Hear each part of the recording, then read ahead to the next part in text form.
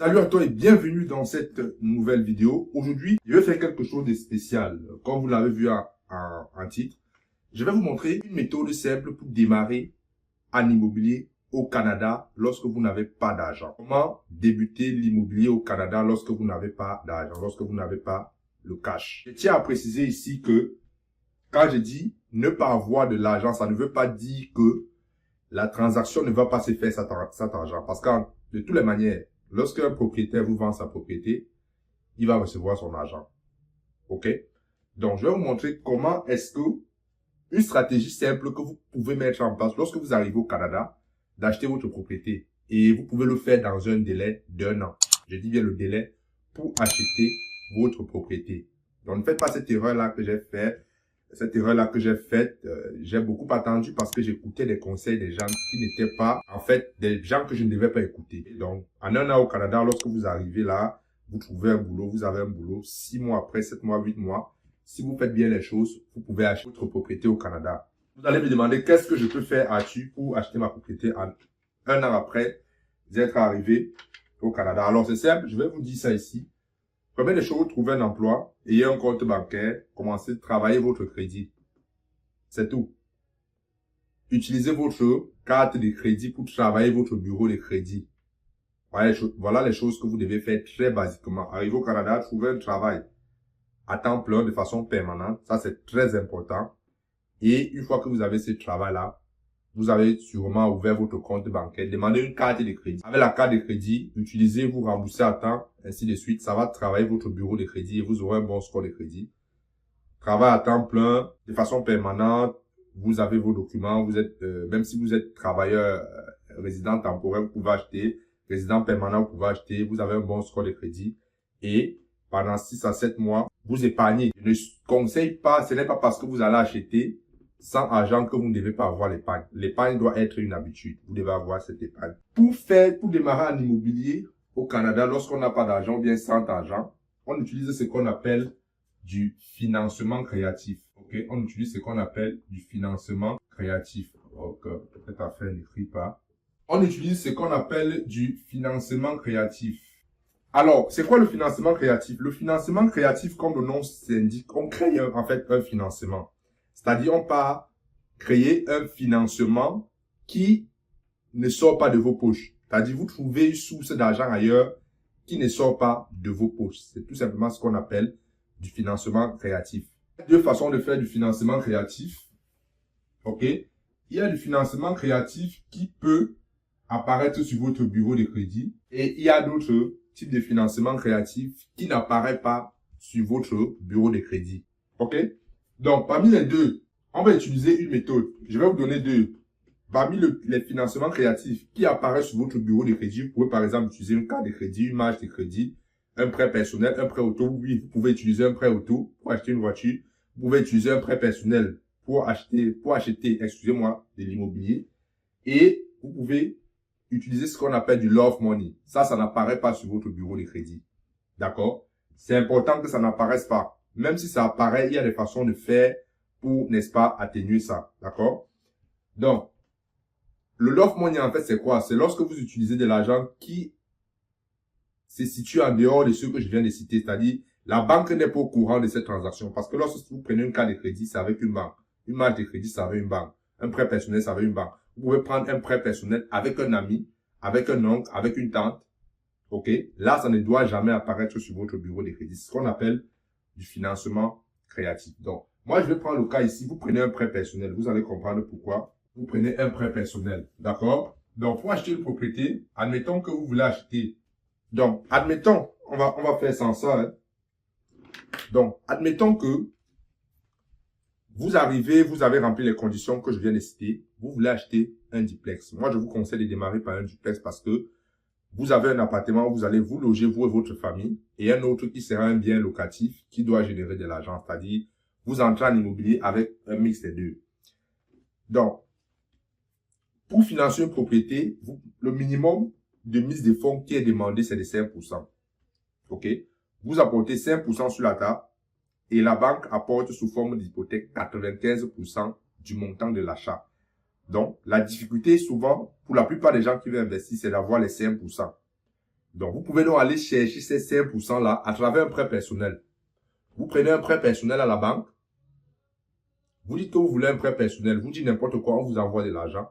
Et vous utilisez ça comme la mise de fonds. Vous voyez, l'argent ne vient pas de vous. L'argent vient de la banque.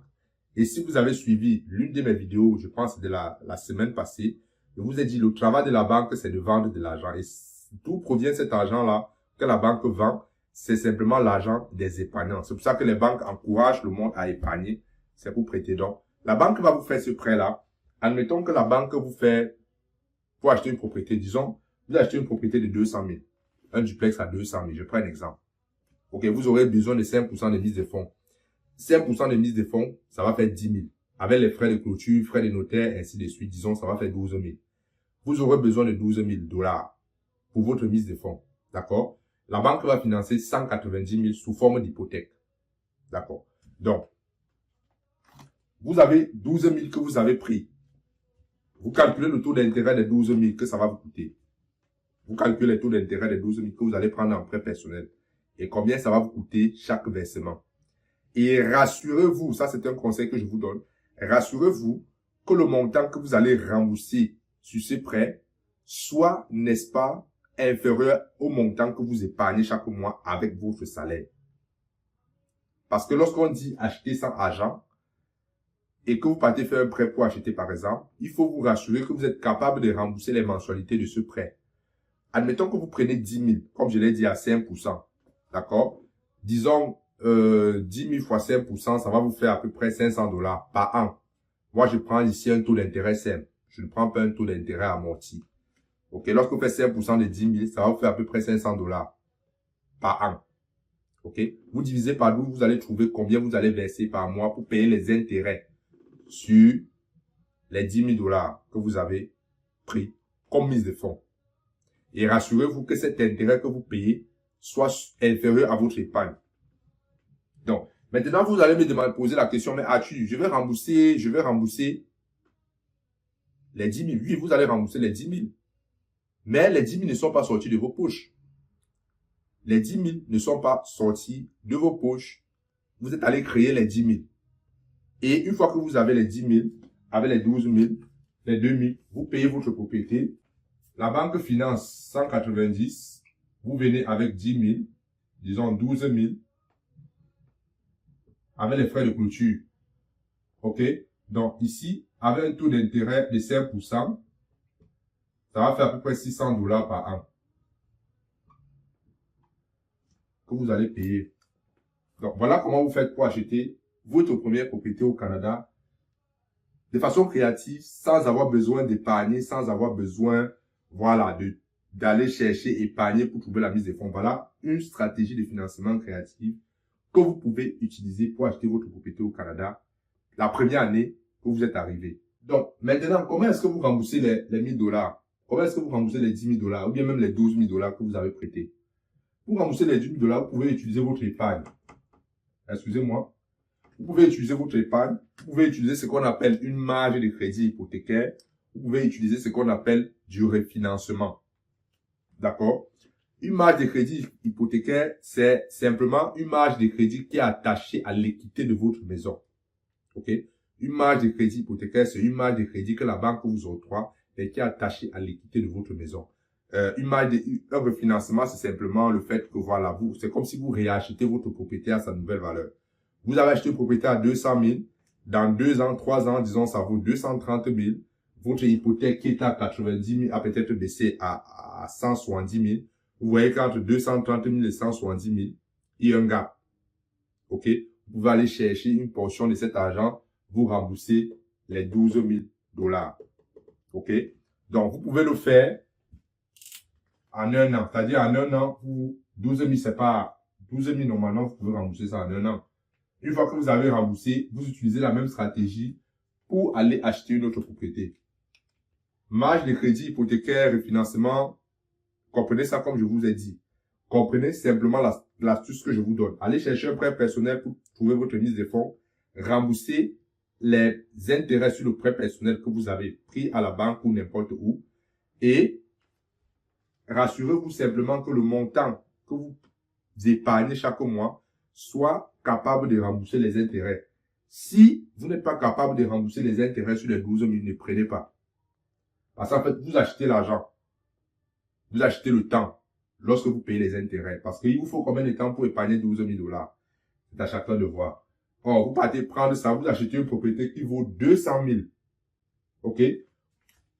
Vous empruntez une mise de fonds de 12 000 $ pour acheter une propriété qui vaut 200 000.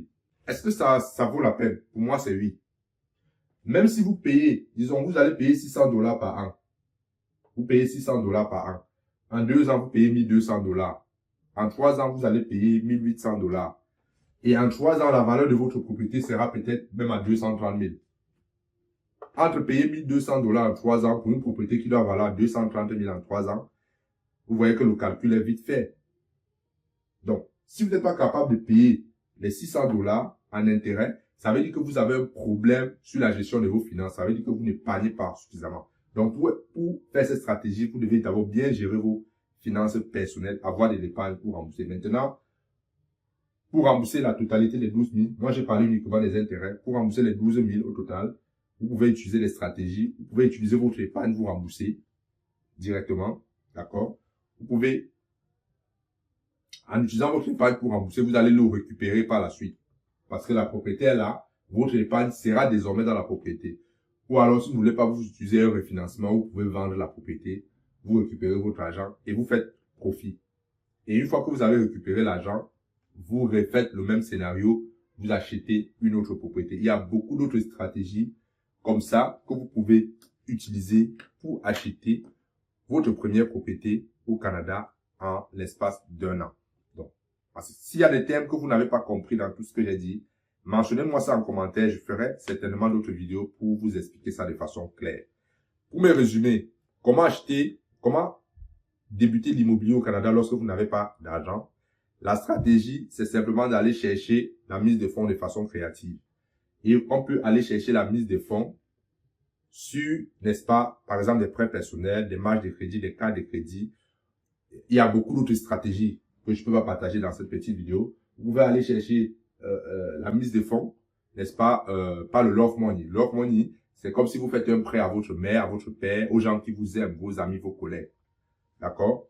Maintenant, payez les intérêts sur cet argent. Même si c'est votre mère, votre père qui vous donne, donnez-lui quand même les intérêts. Peut-être le pourcentage sera un peu plus bas, mais payez les intérêts pour montrer votre bonne foi.